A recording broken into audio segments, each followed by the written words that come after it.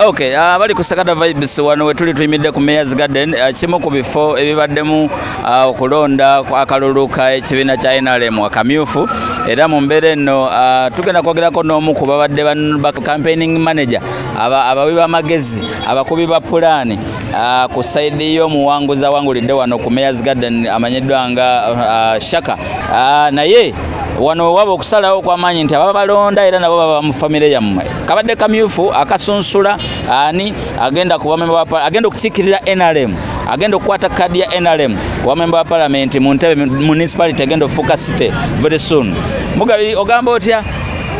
Ndi musanyufu nnyo. Ensanyo ndiraba nange. Ndi musanyufu nnyo olwa okusalawo bannantebe kwe bakoze olunaku lwa leero. Bannantebe b'NRM. Bannantebe ab'NRM era NRM mu Ntebe ye majority nga bwe tukikoze wano ne mujjene bwe kigenda okubeera. Ogambye. Yesebo.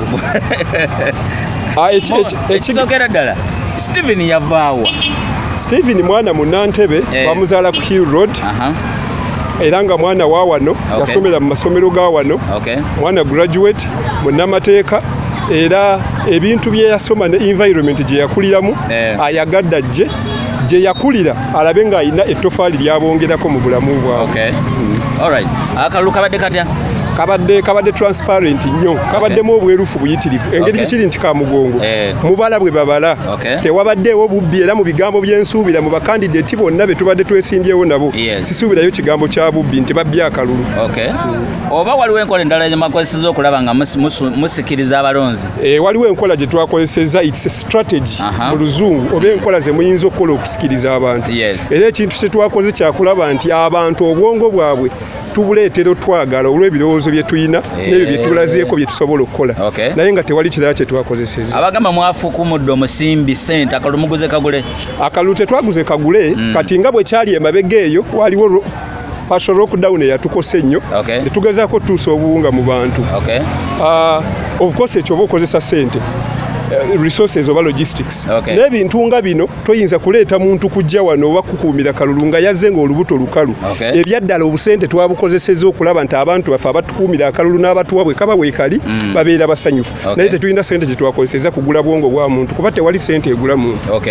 Mwenna mubadde mu kamyufu nga mwenna mulimu NRM ani nga mubadde mutya mwaba Shaka Stephen? Nze nganze mbadde nnina okweraliikirira okw'amaanyi ku mukyala Zalwangu.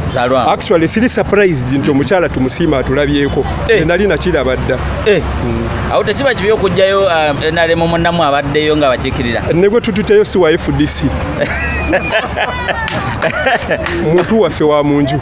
Badde manyi oli abadde akyakola kuba akolera kibiina era? Abadde akyakola naye ebintu byakoze bannantebe balabika tebabadde basanyufu kimala kyova olaba layini ze basimbye zibadde nnafu nnyo ku sayidi ye.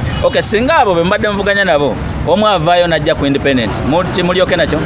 Nina ndowooza nti abantu baffe bonna abeesimbyewo bayivu ate nabakulu mu myaka egitegeera n'obwerufu obubaddewo leero omuntu okujja ku independent mu kutegeera okwanga abamulabe wa kibiina kuba kibaddewo misana ttuku teri atakirabye naye neebaza nnyo abantu banne NRM abeesimbyewo mukyala Mubangizi 2K madamu Zalwango omubaka waffe omulungi maama Rose tumusiime agenda otulabako neebaza muganda wange Shaka Stephen Gashaija n'abalala bonna okulaga obuvumu baveeyo batunde ebirowoozo byabwe era batukoze bulungi nnyo nga bannantebe naye asinze ebirowoozo ebirungi bannantebe gwe basazeewo okugenda nayo. Kyekiddako ekiddako tuddawo kati kulayinga strategy making sure nti ekifo kyaffe madamu Rose kyabaddemu mu parliament okujjako okuba nti tumugiddeko wano tumugyeko naye ate tukisigaze era manyi nti olw'ekisa kya Katonda tugenda kitwala. Mubadde abantu badde baboogerera nga NRM abakyasinza okusindika ababaka be baffe mu parliament ono teyeebake?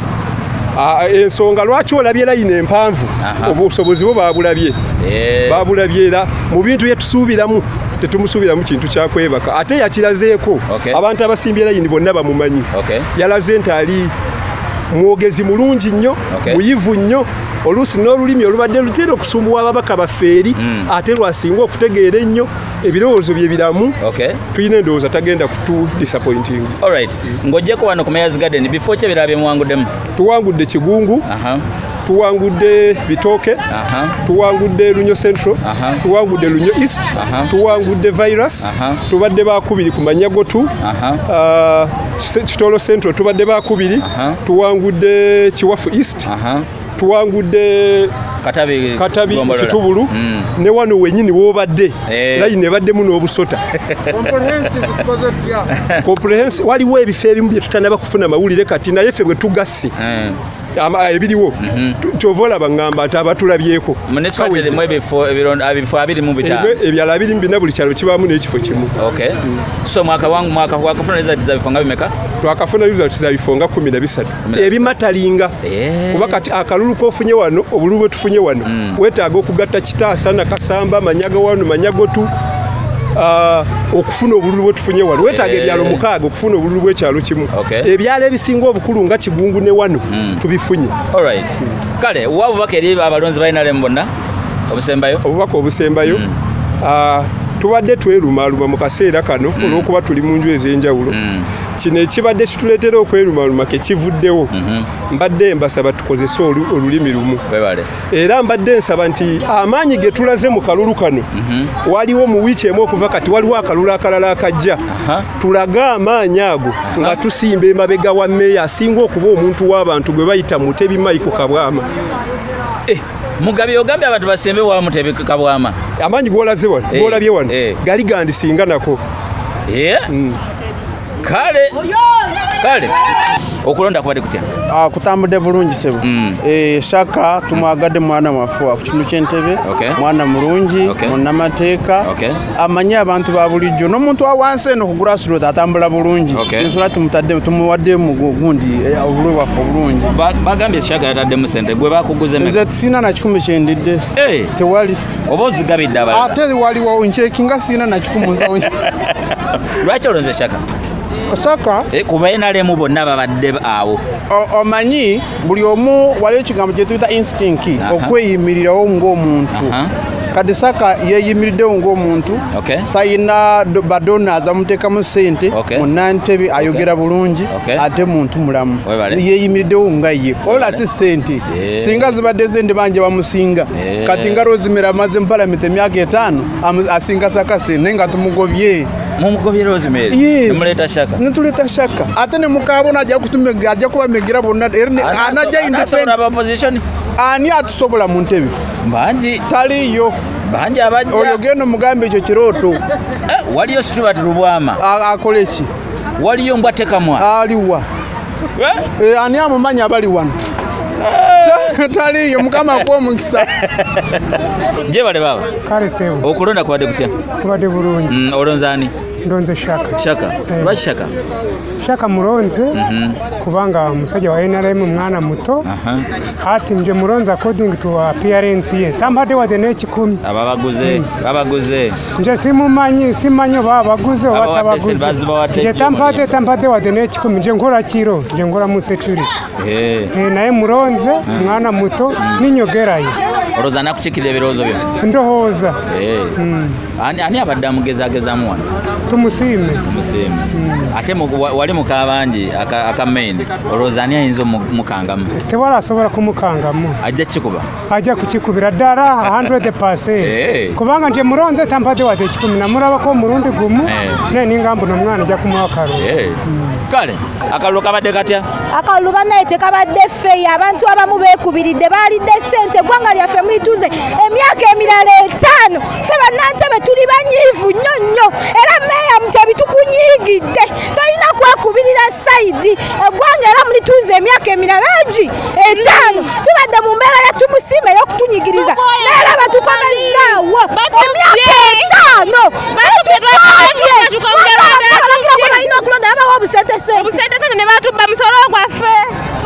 Ezo ndowooza zaabwe era nga tewali nnyo kyenyinza kwongerako buli omu awa birowoozo bye abo bonna abawagizi ba NRM so balina engeri gye balamamu ekintu oba nga tekibasanyusa oba kibasanyusa ekikulu nti bali mu NRM kabadde kamyufu ke bavuganyizaamu okusunsula ani akwatira NRM fulaga okugenda okuvuganya ku bifo byonna ebinaaba biteereddwawo wano ne Bugumu lyolaba badde basunsula ani akwatira NRM fulaga okugenda mu palamenti naye ng'ate tekiraga nti ayiseewo bwabayise mu kamyufu kitegeeza ka NRM naye nga talina okujja mu kekikunga avuganye gyagenda osanga ba NUP People Power gyagenda osanga ba DP gyagenda osanga ba FDC gyagenda osanga bangi nnyo so akalulu tekakoma wano bino bya NRM byolabyeko Sakada Vibes kuolinze DJ Sinebi manyinga mugongo ku kamera wano wetuyimiridde tuli Busambaga ku kisaawe eno nayo polling station muko ezo ziriko ebbugumu nnyo naddala mukana akalulu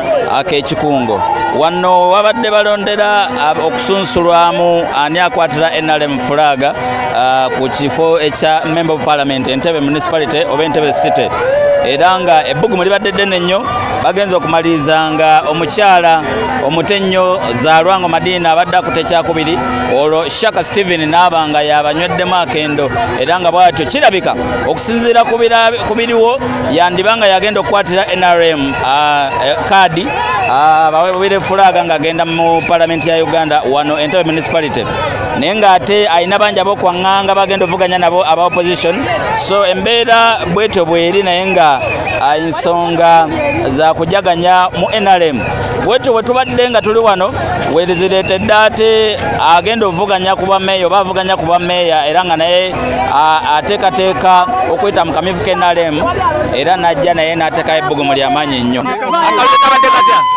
nze Mutemi Michael Kabwamanyama yalo meya dako akalu kabadde kalungi nnyo abalonzi balonze era ebivuddemu byebyo nsaba abe bawangudde bigatte kwawangudde okulonda kugende mu maaso ekigambibwa nti akalu mwaguze kagule ekiri kitya ekyokugula sikimanyi kuba buli omu yeesalewo na mutwe gwe era sikakasa nti oyinza okugula abantu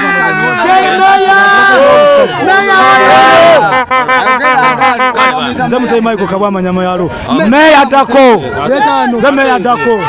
meya w'omulembe